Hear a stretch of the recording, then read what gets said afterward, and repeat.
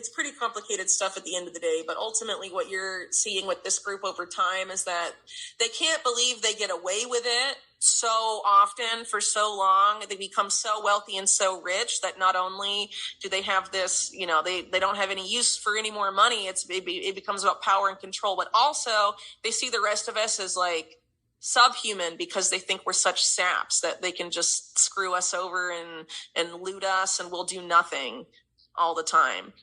And a lot of this is, generational, and some of it's not, but there are some families involved here where you have several generations of them and they're basically taught that the rest of us are just idiots.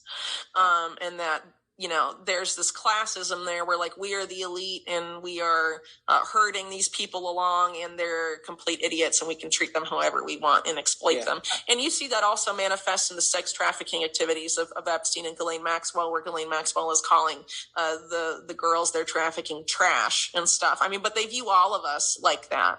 I always hesitate to refer them in my articles as the elite. I just call them the global cabal. And that, so I think they see themselves as elite, and a lot of people call them that because they have become an economic elite, but they have become an economic elite through criminal activity, not through honest means, the vast majority of them. And, it's quite disturbing their rise. And, that's what I try and chronicle in the book, because you can't understand this network. You can't understand Epstein unless you understand this network. And that network precedes Jeffrey Epstein's existence by decades, and it continues even after he is gone. And that's what I want people to really take away from the book.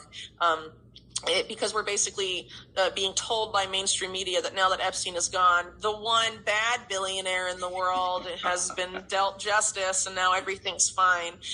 Go back to sleep. And it's not so. And it's very important to realize the extent of his involvement in financial crimes, because those financial crimes weren't just perpetrated, it's not like the sex crimes which were perpetrated against, X number of minors. Obviously, those are horrific crimes, but the financial crimes, pretty much every American's been affected by that to a significant degree. You talked about